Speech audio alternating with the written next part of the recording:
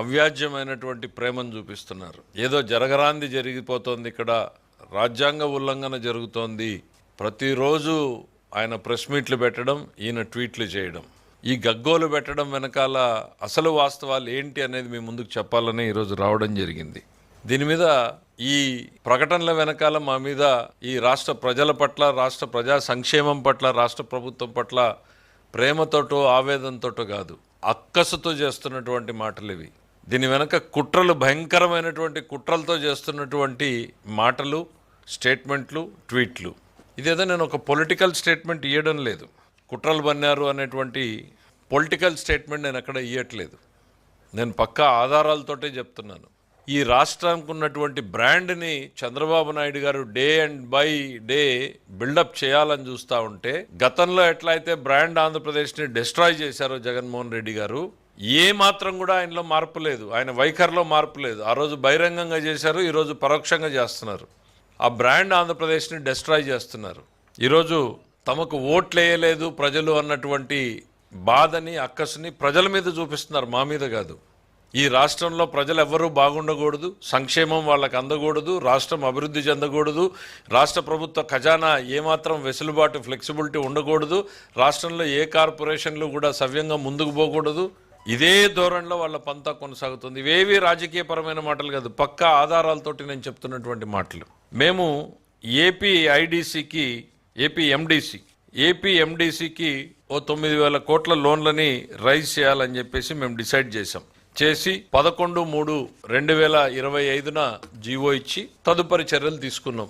రాష్ట్ర ప్రభుత్వానికి ఉన్నటువంటి హక్కులు, రాష్ట్ర ప్రభుత్వంకి సంబంధించినటువంటి నిధుల్ని ఏ రకంగా సమీకరించుకోవాలి అనేటువంటి దిశలో భాగంగానే రెగ్యులర్ ప్రాక్టీస్లోనే మేము ఏపీ మైనింగ్ డెవలప్మెంట్ కార్పొరేషన్కి ఫండ్స్ రైజ్ చేయాలని చూసాం. ఆ రోజు నుంచి వీళ్ళ అక్కసు బయటపడడం మొదలైంది. ఏ రోజైతే మేము జీవో ఇచ్చి ఇంట్రెస్ట్ చేశామో, ఇన్వెస్టర్స్లో విపరీతమైనటువంటి స్పందన వచ్చిందో, వెంటనే ఉదయ్ భాస్కర్ అనేటువంటి ఒక వ్యక్తిని తెర ముందుకు తెచ్చారు. ఎవరి ఉదయ్ భాస్కర్ అంటే, ఎవరో ప్రైవేట్ కంపెనీలో విప్రోలో పనిచేస్తున్నాడు, ఎక్కడో జర్మనీలో పనిచేస్తున్నాడు. ప్రస్తుతం అడ్రస్ అయితే హైదరాబాద్దే ఉంది, కానీ జర్మనీలో పనిచేస్తున్నాడు. ఈ ఉదయ్ భాస్కర్ అనేటువంటి వ్యక్తిని తెర ముందుకు తెచ్చారు. ఈయన చేత ఒక 200 మెయిల్స్ పెట్టించారు. ఈయనకి వైఎస్ఆర్సీపీ లింక్ ఏంటి అని మీరు అనుకోవచ్చు.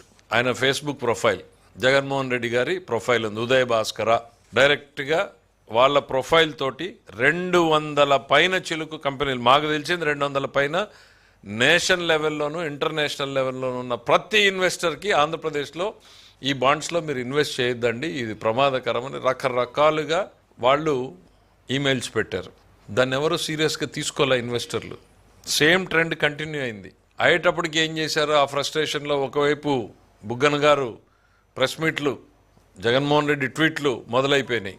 మేము కావాలనే రెస్పాండ్ అవ్వాల, ఎందుకంటే దీని వెనకాల ఒక పెద్ద కుట్ర జరుగుతోంది, ఇది రచ్చ చేసి దీన్ని రాష్ట్రాన్ని చెడగొట్టాలని చూస్తున్నారు అనేటువంటి ఉద్దేశంతోనే చాలా సంయమనం పాటించాం.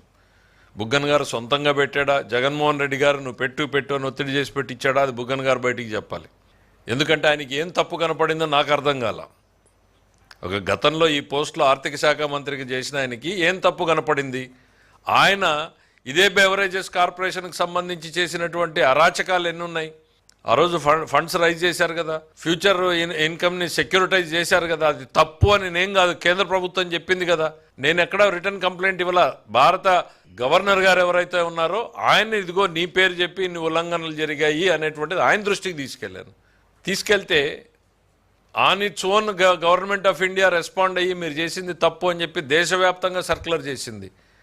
ఏం చేసావు నువ్వు? వెళ్ళి ఓ రైతు బజార్ తాకట్టు పెట్టావు, వారసత్వంగా ఉన్నటువంటి సర్క్యూట్ హౌస్ పెట్టావు, ఐటీఐని పెట్టావు, ఎగ్జిక్యూటివ్ ఇంజనీర్ పెట్టావు. ఎన్ని పెట్టలేదు?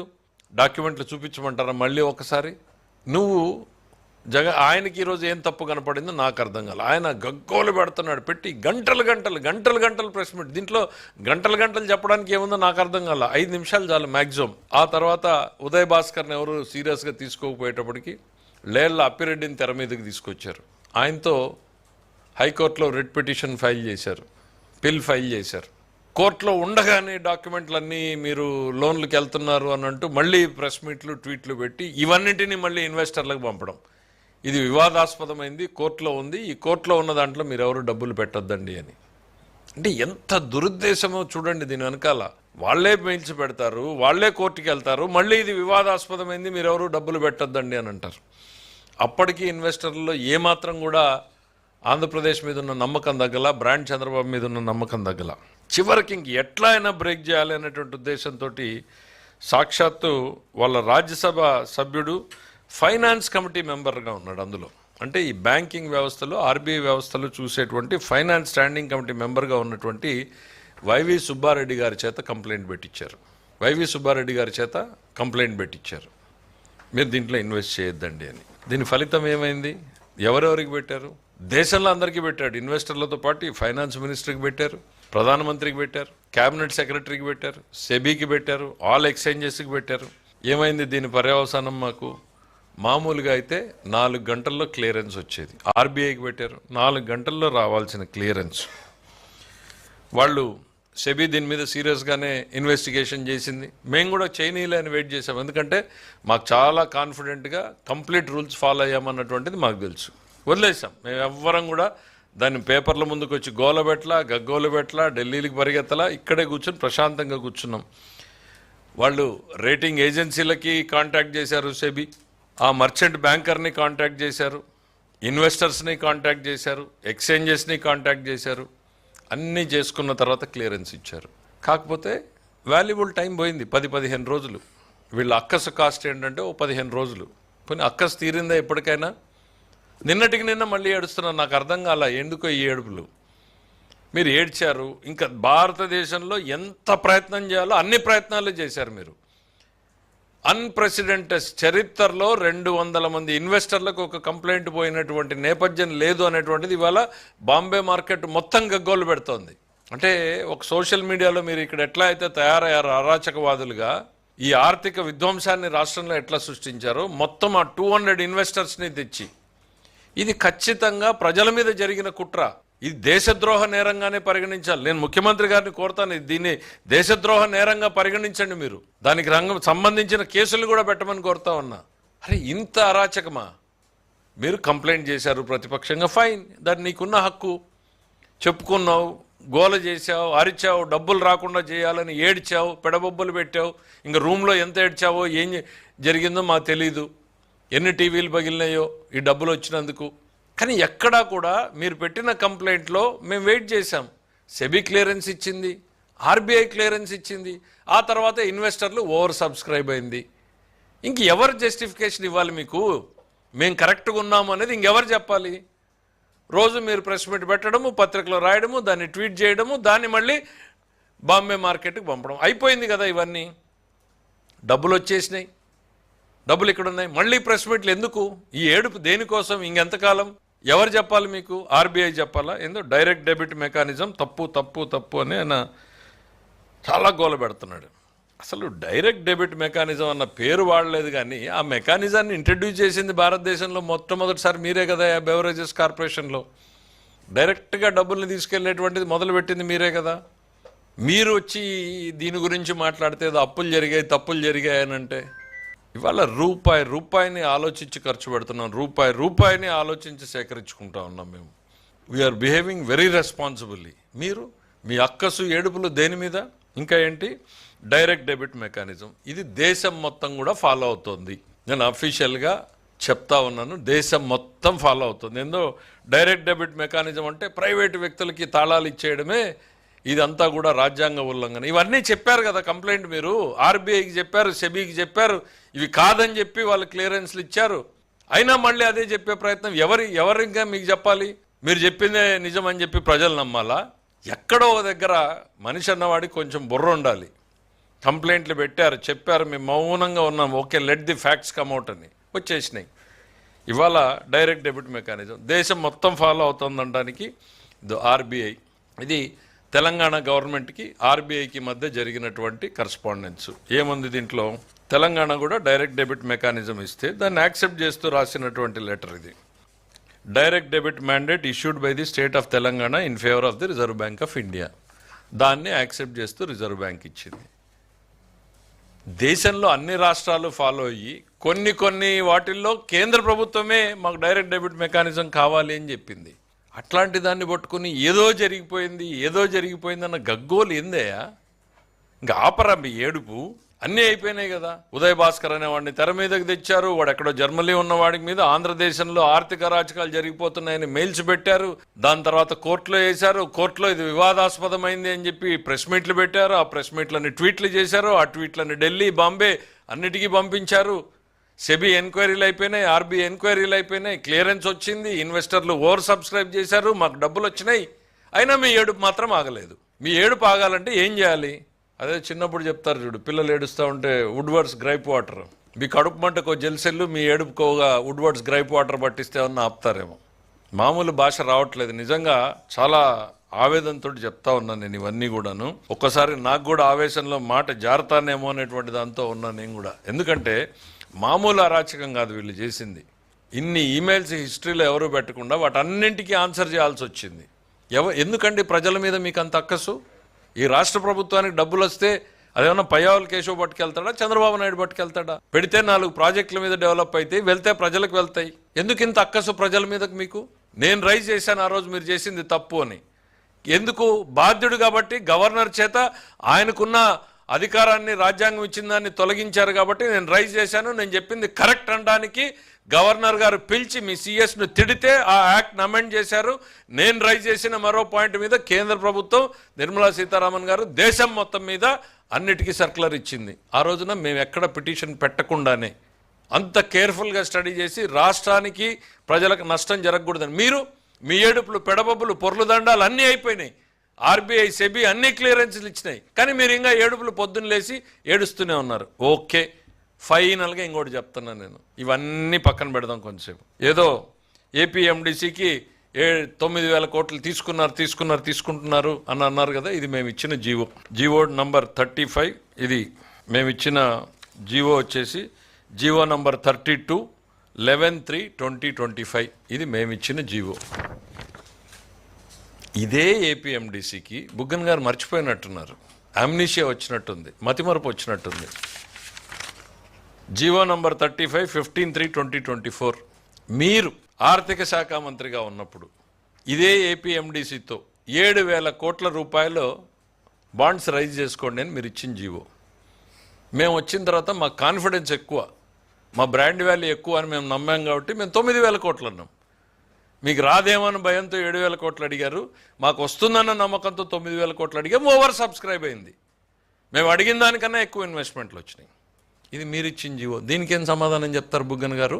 తప్పు జరిగితే ఇప్పుడు జరిగిందా, అప్పుడే జరిగిందా? రావు గోపాలరావు గుర్తుకొస్తున్నాడు. మడిసి అన్నాక ఇంత ఇంగిత జ్ఞానం ఉండాలయ్యా. ఏడుపులు, పొడబొబ్బలు, పొర్లు దండాలు అన్ని చేసిన తప్పులన్నీ మీరు చేసి బాధ్యతతో మేము సరిదిద్దేటువంటి ప్రయత్నం చేసి ముందుకు తీసుకెళ్తా ఉంటే అన్ని కంప్లైంట్లు పెట్టి అందరూ క్లియరెన్స్లు ఇచ్చిన తర్వాత మళ్ళీ నిన్నటికి నిన్న మీరు ప్రెస్ మీటు, మళ్ళీ మీ నాయకుడు ట్వీటు. ఇంకా ఆపండి అయ్యా. నవ్వుతున్నారు ప్రజలు. ఇవాళ ఏం సమాధానం చెప్పుకుంటారు ఇవన్నింటికి? మళ్ళా 4 వక్ర భాషలు ఏవో రాసుకోవడం తప్ప ఇంకా భారతదేశంలో హయ్యెస్ట్ ఆర్థిక శాఖని రెగ్యులేట్ చేసేటువంటిది, ప్రభుత్వాల్ని నియంత్రించేటువంటిది ఉన్నటువంటి ఆర్బీఐ క్లియరెన్స్ ఇచ్చేసింది. బాండ్స్ మీద హయ్యెస్ట్ ఏజెన్సీ సెబీ క్లియరెన్స్ ఇచ్చేసింది. ఇన్వెస్టర్లు ఇవన్నీ మీరు పెట్టిన 200 కంప్లైంట్లు చూసుకున్న తర్వాత కూడా ఇన్వెస్టర్లు డబ్బు పెట్టారు. జీవోలు బయటకు కనపడతాయి కదా. అది ఆ దెబ్బకు వాళ్ళు కూడా మర్చిపోయినట్టున్నారు. ఇది మనమే ఇచ్చాం జీవో అని. ఇదిగో తప్పు చేశారు, చంద్రబాబు గారు తప్పు చేశారు, కేశవ్ గారు తప్పు చేశారు అని చెప్పి ఈరోజు గగ్గోలు పెడుతున్నారు. ఆ జీవో మేమే ఇచ్చామనేది మర్చిపోయారు. ఇట్లుంది వీళ్ళ భాగవతం. ప్రజలు ఇప్పటికైనా వీళ్ళ భాగవతాలు తెలుసుకుంటారనుకుంటున్నాను. మొహం ఎక్కడ పెట్టుకుంటారో డిసైడ్ చేసుకోమనండి. ట్వీట్లు పెట్టినాయన్ని, ప్రెస్ మీట్లు పెట్టినాయన్ని. Thank you. బట్ గాడిన పెట్టేటువంటి ప్రయత్నంలో 95 కేంద్ర ప్రభుత్వ పథకాలను ఆపేస్తే 75 పథకాలని మేము రివైవ్ చేశాం. అది ఎంత కష్టపడి రివైవ్ చేశామంటే 60-40, 60% కేంద్ర ప్రభుత్వం ఇస్తే 40% స్టేట్ పెట్టాలి. ఆ 60%ని వాడేశారు. సో నేను ఈరోజు ఒక పథకాన్ని రివైవ్ చేయాలంటే వాళ్ళ 60% నేను ఇప్పుడు పెట్టాలి, నా 40% పెట్టాలంటే 100% పెడితే తప్ప ఒక్కొక్క పథకం రివైవ్ కాల. అట్లా 75 పథకాలకి 100% మేము పెట్టి స్కీమ్స్ రివైవ్ చేయాల్సి వచ్చింది. బికాజ్ ఎకానమీ అనేది నడవాలి. జగన్మోహన్ రెడ్డి గారు రాష్ట్ర ప్రభుత్వాన్ని కూడా ఒక ప్రాఫిట్ మేకింగ్ సంస్థలాగా చూశాడు. ఎకానమీ అట్లా నడవదు. ఎకానమీ అనేది మనీ సర్క్యులేషన్ లాభమా నష్టమా అనేటువంటిది ప్రభుత్వానికి సంబంధం లేకుండా సమాజంలో డబ్బు చలామణిలోనే ఉండాలి. ప్రభుత్వం ఖర్చు పెడుతూనే ఉండాలి, పెట్టుబడులు పెడుతూనే ఉండాలి, క్యాపిటల్ ఎక్స్పెండిచర్ జరుగుతూనే ఉండాలి. తద్వారా ప్రజలకు ఆదాయం పెరగాలి, ఇన్కమ్ సప్లై కూడా మార్కెట్లో పెరుగుతూ ఉండాలి. స్కీమ్స్ ఆపేశారు, రివైవ్ చేశాం. వర్క్స్ బిల్స్ మొత్తం స్టాగ్నేషన్ తీసుకొచ్చి పెండింగ్ పెట్టిపోయిన దగ్గర దాదాపు నాకు గుర్తుండి ఒక 24,000 కోట్ల రూపాయలని క్లియర్ చేశాం. ఎంప్లాయీస్కి ఒక 7,000 to 8,000 క్లియర్ చేశాం. సో ఇట్లా గాడిన పెట్టేటువంటి ప్రయత్నం చేస్తూ ఉన్నాం. ఎకానమీ కొలాప్స్ అయిపోయింది, నోస్ డైవ్ అయిపోయి ఆగిపోయిన దాన్ని మళ్ళీ ఎప్పుడు కూడా ఎకనామిక్ సైకిల్ స్టార్ట్ కావాలి, వేగం అందుకోవాలి అని అంటే it takes about a minimum cycle of 1.5 to 2.5 years. ఇప్పుడు గాడిన పెట్టాం. డెఫినెట్గా ఈ ఎకనామిక్ సైకిల్ ఇక నుంచి వేగం అందుకుంటుంది అనేటువంటిది మేము నమ్ముతున్నాం. ఫస్ట్ తారీఖున శాలరీస్ ఇస్తా ఉన్నది ఇవ్వడం లేదు అని చెప్పేసి మన ఉద్యోగ సంఘాలు ప్రెస్ మీట్ పెట్టి చెప్తాయి. సరే, ఎవరో ఒకరిద్దరికి మిస్ అయ్యి ఉండొచ్చు, కానీ డెఫినెట్గా శాలరీస్ అనేటువంటివి Day 1 స్టార్ట్ అవుతున్నాయి. పెన్షన్స్ అన్నీ Day 1 వెళ్తున్నాయి. వెళ్తే 2-3 తారీఖుల వరకు కూడా వెళ్ళొచ్చేమో. కానీ ఈ రాష్ట్రంలో జరిగినటువంటి ఆర్థిక విధ్వంసం, మీరు ఏ ఉద్యోగ సంఘం ప్రెస్ మీట్ పెట్టిందో నాకు తెలియదు. వెంకట్రామరెడ్డి గారు పెట్టారా? సో ఆయన న్యాచురల్లీ ఆయన అఫిలియేషన్ వైఎస్ఆర్సీపీకి అనుకూలంగా ఉన్నాడు కాబట్టి ఆయన పెట్టుండొచ్చు. ఆయనకు జీతము ఏ రోజు వస్తుందో నాకైతే తెలియదు. కాకపోతే ఒక్కటి చెప్పదలుచుకున్నా, ఎట్లా పెరిగింది అనేటువంటిది నాకు కూడా తెలియదు. నేను ఉద్యోగ సంఘాల వల్లనే అడిగాను. మనకు కంపారిజన్ తెలంగాణకి తీసుకొచ్చాను. నేను ఇద్దరం ఒకే స్టేట్గా ఉన్నాం, విడిపోయాం. ఇవాళ మన హెచ్ఆర్ బిల్, హెచ్ఆర్ అంటే salaries and pension, employee pensions, ఇది హెచ్ఆర్ బిల్. ఈ రెండూ కలిపితే ఎంత ఉన్నాయి అంటే రాష్ట్ర ఆదాయంలో 99% ఈ రెండింటికి వెళ్తూ ఉంది. 99% హెచ్ఆర్ బిల్. అదే తెలంగాణకు వచ్చేటప్పటికి ఇట్ ఈస్ అరౌండ్ 40%. నేను చెప్పేది కాగ్ రిపోర్ట్స్ని రఫ్గా మేము వెరిఫై చేసినప్పుడు 45 కాదు, ఒకవేళ కరెక్షన్ తర్వాత వెళ్తే అంటే 50% అనుకోవచ్చు. నేను వాళ్ళనే అడిగాను చాలామందిని, ఎందుకు ఇంత గ్యాపు, ఎందుకు మనకి వాళ్ళకి ఇంత గ్యాప్ ఉంది, ఇంత ఎక్స్పెండిచర్ మనకి ఎందుకు పెరిగింది, రకరకాలుగా చెప్తూ వచ్చారు. సంఘాల వల్లనే అడిగాను నేను కూడా. ఎందుకనంటే డెఫినెట్గా I believe because they are more experienced.